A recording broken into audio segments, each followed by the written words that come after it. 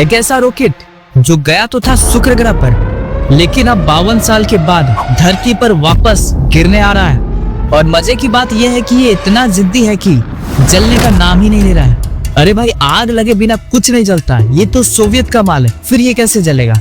तो दोस्तों बैठ जाओ और कुछ ठंडा गरम ले आओ, क्योंकि आज इस वीडियो में हम बात करने वाले उस बंकर बुलेट जैसे स्पेस क्राफ्ट की, जो धरती की तरफ 52 साल के बाद उल्टी चाल से ये फिर से भागा आ रहा है।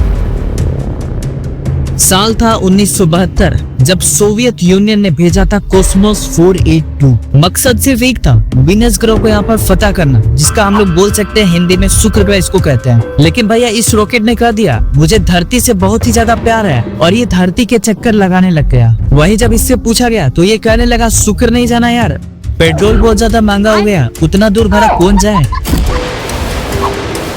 असल में जब उसे शुक्र ग्रह की तरफ धकेलने वाले स्टेज ने धोखा दे दिया, तो बाबू साहब नीचे लौटने के बजाय धरती के ऊपर ही घूमते रह गए, जैसे वर्क फ्रॉम होम में ऑफिस का VPN ऑन करके नेटफ्लिक्स देख रहे हो। अब इसमें था टाइटेनियम का लैंडर, जो इतनी मोटी चमड़ी वाला है कि वीनस के 460 डिग्री सेल्सियस में भी पसीना ना निकले। तो सोचो जब ये मई 2025 में धरती पर आएगा तो इसकी टक्कर में कौन बचेगा भाई। वैसे डरने की जरूरत नहीं है, क्योंकि वैज्ञानिक कह रहे हैं कि ज्यादातर हिस्सा जो है वो जल जाएगा। लेकिन भाई साहब जो लैंडर है ना, वो चलने वाला नहीं है, क्योंकि उसको जो डिजाइन किया गया शुक्र ग्रह के हिसाब से डिजाइन किया गया। और शुक्र ग्रह का जो तापमान है बहुत हेवी होता है, उसके हिसाब से इसको डिजाइन किया गया है कि ये जले ना। अब सबसे बड़ा सवाल, कहाँ गिरेगा? शायद ये कोई नहीं जानता है, शायद समुद्र में गिरे या फिर तुम्हारे घर के पीछे वाली गली में, ये भी हो सकता है। क्या ये इंडिया में गिरेगा? संभावना तो कम है, लेकिन हाँ हम मंडली वाले यहाँ पर सतर्क रहते हैं। आज धरती के ऊपर 30,000 से ज्यादा ऐसे कबाड़ घूम रहे हैं जो कभी भी गिर सकते हैं, और कॉस्मोस 424 उनमें सबसे पुराना है, सबसे मोटा और सबसे घमंडी कबाड़ है। जैसे मोहल्ले की वो अंकल जो शादी में बुलाओ लेकिन अपना खटारा बैंड लेकर के आ जाए।